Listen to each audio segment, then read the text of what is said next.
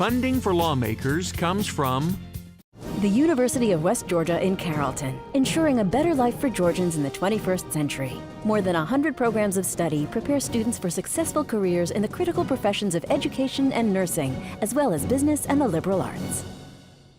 The Georgia Chamber of Commerce, the voice of Georgia's business community, over 4,000 members strong, working with lawmakers for over 90 years to make sure that our state remains a place where companies thrive. and by supporters of Georgia Public Broadcasting. Thank you.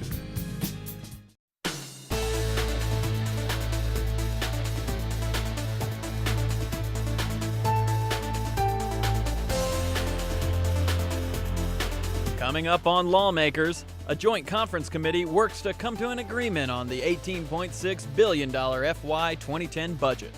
Negotiations on a transportation funding solution go down to the wire. And the Senate attempts to amend House legislation to require the use of seatbelts in pickup trucks. Those stories and more are coming up next. Live from Atlanta, this is Lawmakers.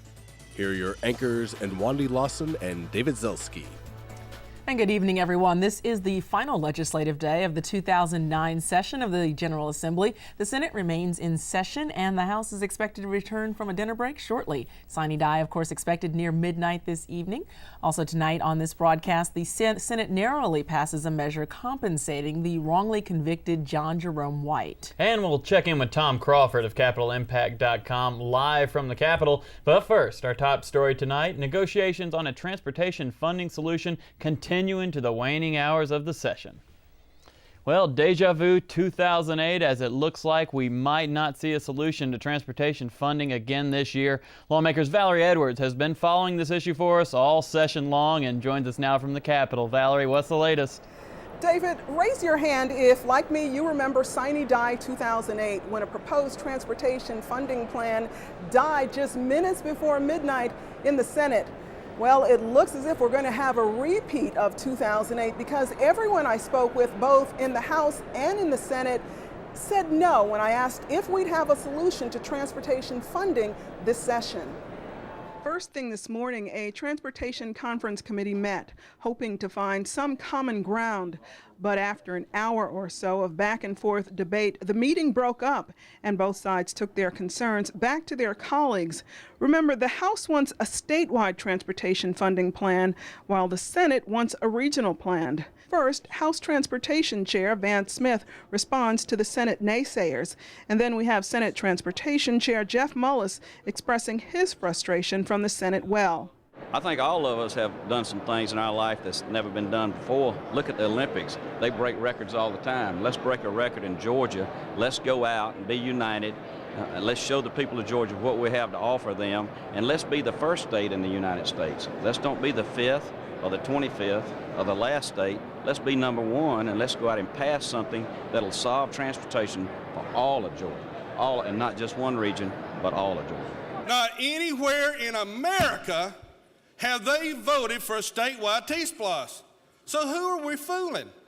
Do we want to put on a ballot a plan that won't be voted for by the general public in Georgia? Who are we, what Kool-Aid are we drinking? What is it laced with? The only thing that can pass in this state is a T-Splosh. As the hours wore on with no transportation funding agreement in sight, Lieutenant Governor Casey Cagle recessed the Senate. The Senate is going to stand recess till 6:30. And I'm going to ask the Senate to do something that I rarely do. And that is, this Senate body has been serious about bringing a real solution to transportation funding for this state. We have acted 3 times through passing legislation through this body. We worked all summer with the coalitions to come to an agreement on what it was that they wanted. Today, we have put forward more proposals. We have put good proposals before on the conference committee. The conference committee has not acted and has not brought forward a counter proposal at all.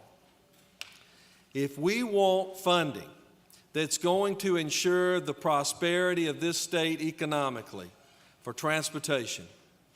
We've got to do it, and now's the time.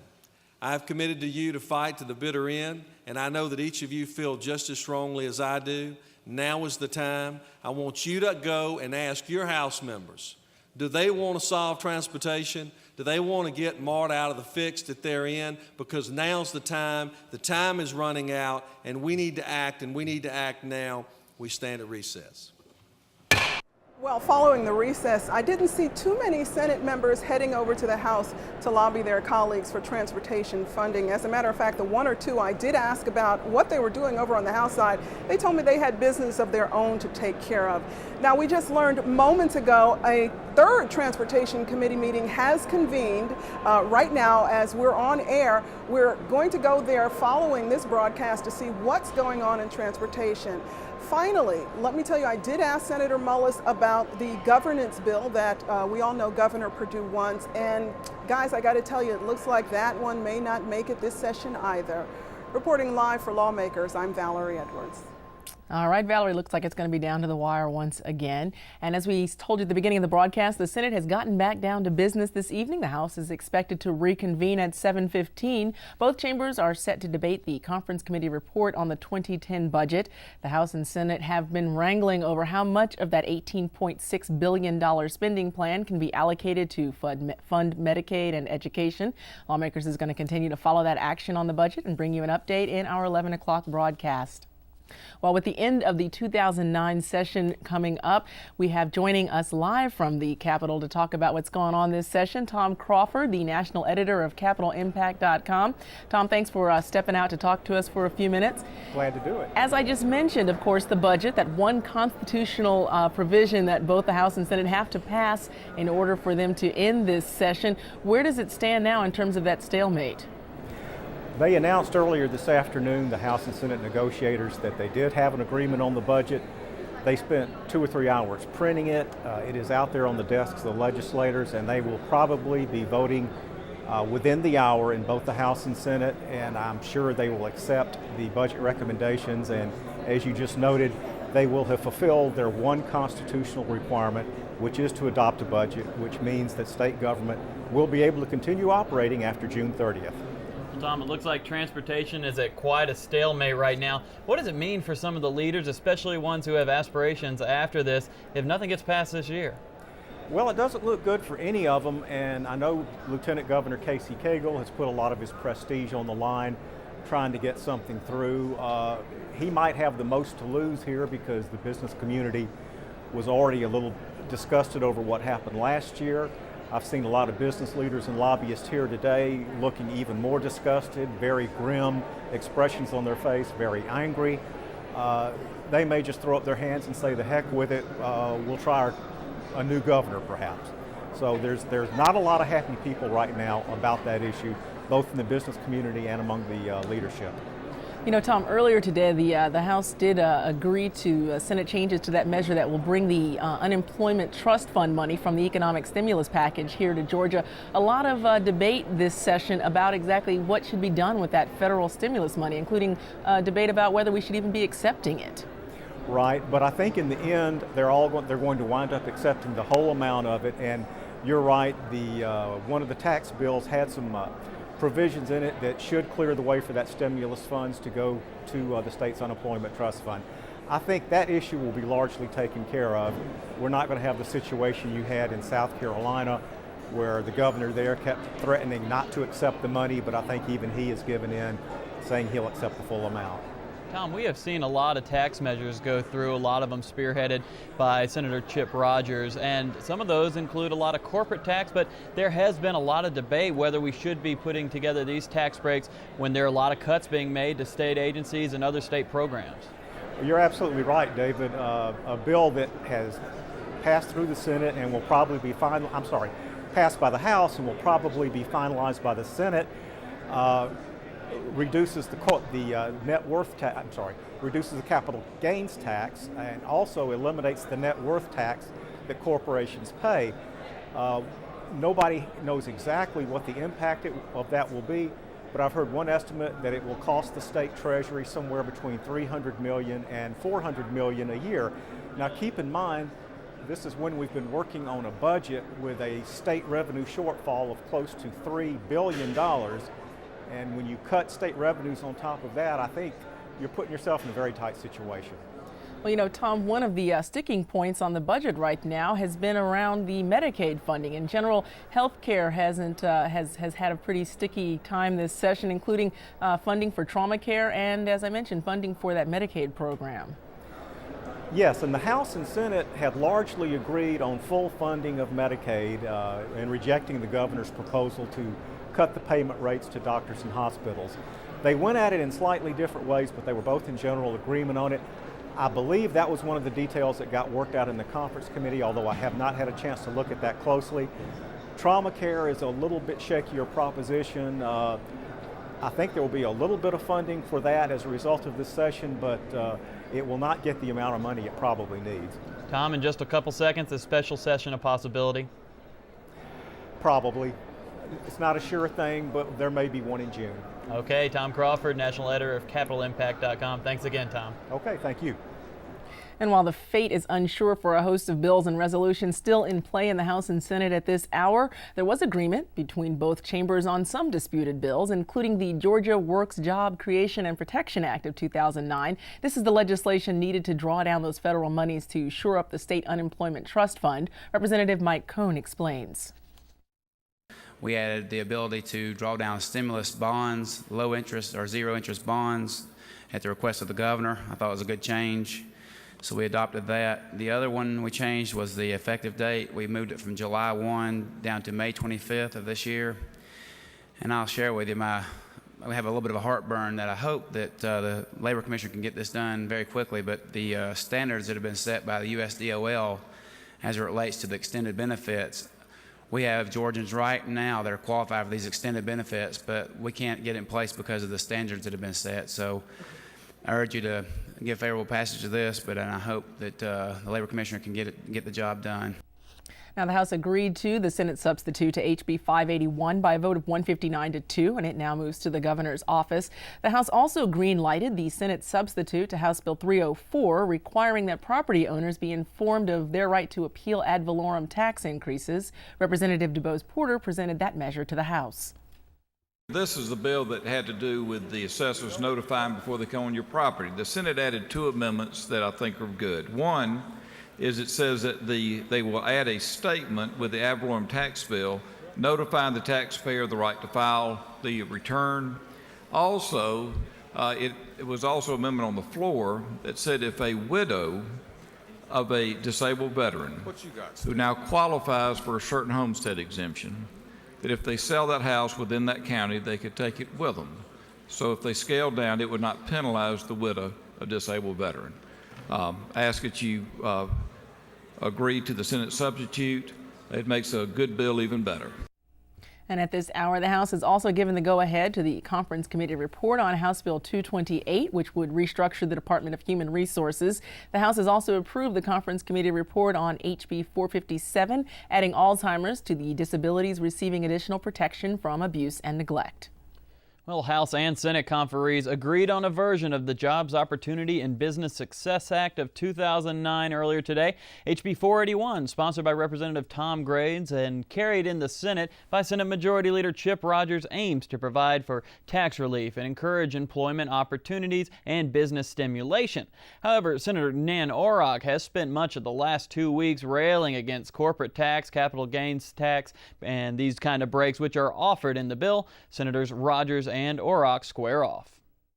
This Conference Committee report proposes cutting capital gains taxes, 25% the first year and 50% and thereafter, the second year and thereafter. Now, has that proposal passed through any committee in the House or the Senate? Not that I'm aware of. No, that proposal to cut capital gains tax has not passed through any committee. Did you do any numbers on what that would cost the state of Georgia's bottom line of our budget revenues for the years going forward? Back in 1997, President Bill Clinton, not sure who in this room may have been a supporter of his, but President Bill Clinton signed a capital gains reduction that resulted in enormous economic growth after that point and greater revenue generated by the capital gains tax at the lower rate. So I think the record is clear, if you're asking me whether we scored capital gains, that in each case that we lower capital gains and increase the flow of capital, that it has resulted in more economic activity and a stronger economy. And that one time in the last 20 years that we raised that rate, that the exact opposite result occurred. Now, the House passed this measure about an hour ago, and the Senate is still waiting to see a fiscal note before they vote. And over the last few weeks, Senator Don Thomas has been publicly urging the House to take up legislation that mandates seatbelt use in pickup trucks. Georgia is now the only state that does not have this law, and similar legislation has stalled in the House the past 3 years. Today, Senator Bill Calzert spoke on behalf of this measure and tried to amend it onto HB 549, a bill that actually aims to keep convicted felons and illegal immigrants from jury pools. The only argument that I've heard against the seatbelt law is personal responsibility. We're taking away personal responsibility to let people not make up their own mind whether or not to wear a seatbelt. Well, we take that personal responsibility away from them if they're driving a passenger vehicle. Why treat it any differently? If you feel so strongly that a person ought to be allowed to drive around with no seatbelt on, then let's just pass a bill to let them do that in any kind of vehicle. Because it's more than just a responsibility to yourself. It's a responsibility to society when you're driving around out there without a seatbelt on, endangering lives of yourself, your passengers, increasing the cost on society for the medical care that we're going to have to give you when you bash your brains in when you get in a wreck in that car that could have been avoided if you'd have worn your seatbelt. Chair rules the amendment non-germane.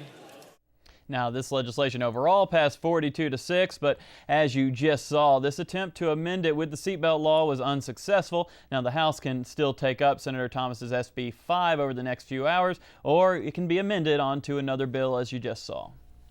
Well, the House today agrees that prison inmates should be tested for HIV prior to release. Representative Joe Hextall questioned Rules Chairman Earl Earhart about the effectiveness of Senate Bill 64, given that the test results would remain confidential. Mr. Leader, my question is, if you find that the person that's released is HIV positive, what is your bill going to actually do? It allows them to know that, and hopefully they won't pass it along to innocent people. That's one of the major things it does, and research has shown over and over and over again in these types of cases that if someone actually knows that, then it's a good thing for society. Sir? I'll yield. Yield. Not to trivialize what you're doing, sir. Isn't it true? I'm not trying to trivialize what you're doing. But when a person is released, like any other citizens that is free at the time other than the probationary period, HIV in our society, fortunately, is kept confidential. Isn't it true if the individual is a former prisoner and is released, the information, isn't it true, has to be kept confidential? And if it's kept confidential, isn't it true? I don't see for the life of me, sir, isn't it true, what this bill actually does? If you don't like it, vote against it. I yield to Will. The House did agree to SB 64 by a vote of 163-4. Changes made in the House Rules Committee send that bill back to the Senate. Mr. John Jerome White spent 28 years in the prison system for a rape that, it turns out through DNA evidence, he did not commit. Senator Horaceena Tate presented H.R. 161 to the Senate today, which offers Mr. White $500,000 compensation for this mistake to be paid over a span of 20 years. That's about $35,000 a year. The vote to compensate Mr. White, however, passed the Senate by only one vote. The argument was why Georgia taxpayers should be paying for this judicial mistake, especially during tough budget times. Senator Bill Calzert explains his position and is followed by Senators Seth Harp and Ed Harbison, who are in favor of the compensation. Everything was handled appropriately, but we now know that a misjustice was done.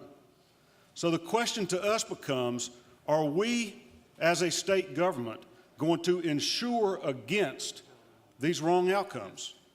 If so, we ought to do it on every single one of them. Not just the ones that can get the right lobbyist behind their case or the right attorney that can persuade us to give them the compensation resolution.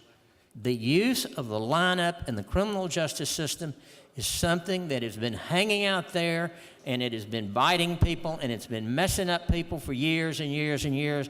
And we have seen with the advent of DNA how patently unreliable it is. We can discuss all we want about misconduct, misidentification, invalidated evidence, and things like that, but the bottom line is that here's a man who went to jail for something he did not do. Now, HB 161 passed 29-21, but was amended, so it now awaits a House agreement.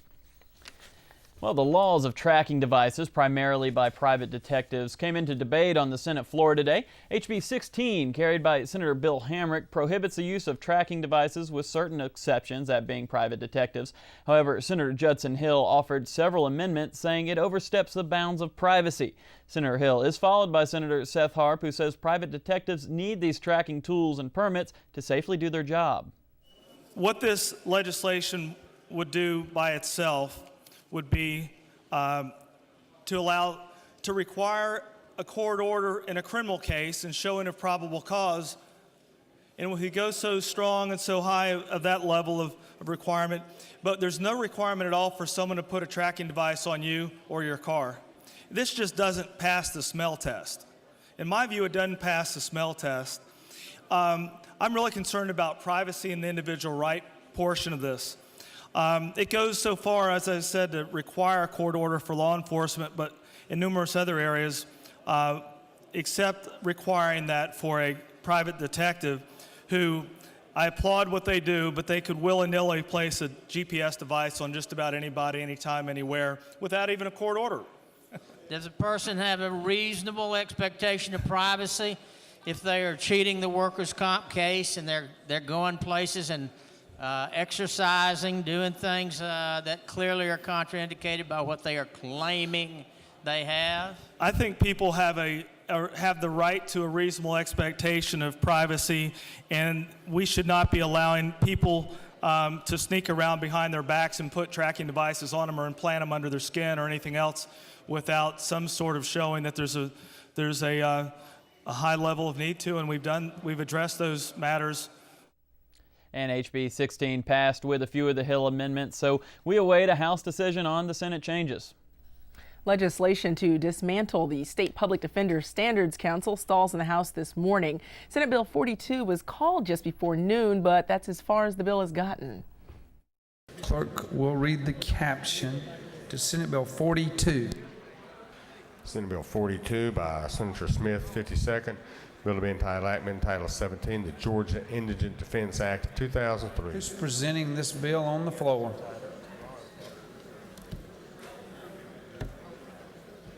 Who is presenting the bill 42 on the floor?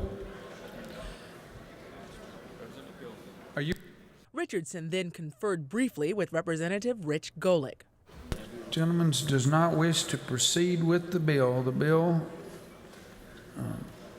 is withdrawn. So SB 42 appears dead for this session. The House agrees to a broad ethics reform package that prevents unions from soliciting political contributions from its members and seeks to ensure that elected officials pay their taxes. Representative Joe Wilkinson presented Senate Bill 168. The third clarifies a code section by stating that executive elected officials, as identified in our law, cannot coerce the entities they regulate to make a campaign contribution. The fourth requires the Commissioner of the Department of Revenue to report to the ethics chairman of each house of this General Assembly the names of any members of their respective houses who have not filed their Georgia income taxes or have not paid their state income taxes as required by our Constitution to run for elected office.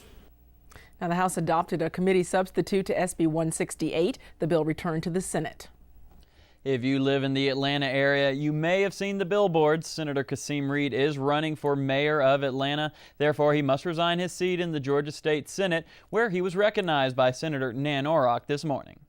My seatmate, our colleague from the 35th, who is going on to run for office, and we trust will be at the helm of this great city of Atlanta, where we all come to make policy, set a budget, and take care of the needs of the people of Atlanta and Georgia. But I could not take my seat without acknowledging the tremendous contributions and leadership that the gentleman from the 35th has shown. The great news is that he's young, he's vigorous, he's vibrant, and he's going to take that intellect and that commitment to Georgia and lead us at the helm of the city of Atlanta, the good Lord willing. After a race this summer, we will see in November the opportunity to choose and select a mayor of the city of Atlanta. I know you, as my colleagues, join in applauding and saluting the impressive contributions and legislative history that the gentleman from the 35th has brought us as he served in the House and Senate, and wish him well on his next step on this journey to continue to bring leadership to Georgia. Well, every year here at Lawmakers, we hire a group of interns who are vital to the production of our program. They are asked to write, report, produce, run camera, and operate behind-the-scenes technical equipment. In fact, there are some of them here in studio right now. We'd like to take a minute to say farewell to this particularly hard-working intern class of 2009. They always make us smile, even as we say goodbye.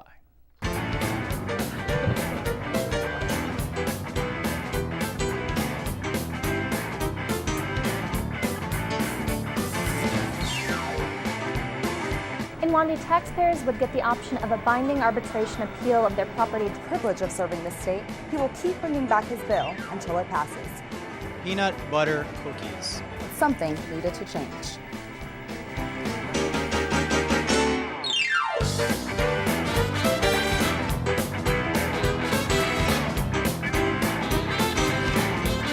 Overall, I have to say it was a very good day. Reporting for Lawmakers, I'm Alan Friedman. Reporting for Lawmakers, I'm Brittany Evans. Reporting for Lawmakers, I'm Emily Biggs. Reporting live, I'm Tiana Fernandez for Lawmakers. Reporting live for Lawmakers, I'm Evan Seitz. Thanks so much for that report, Evan.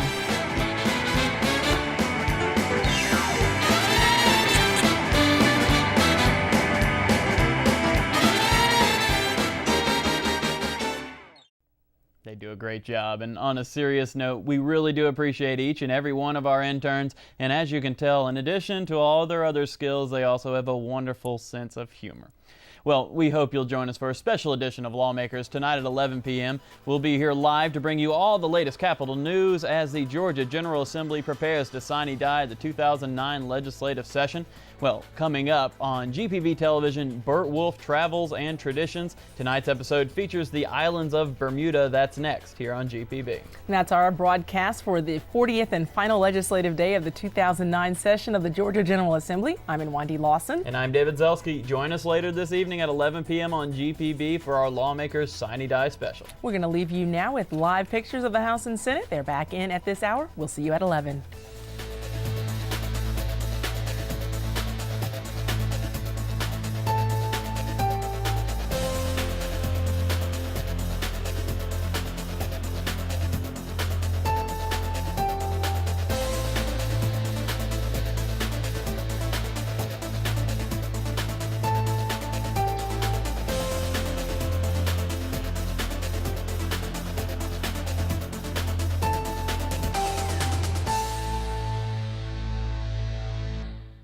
This has been a production of Georgia Public Broadcasting.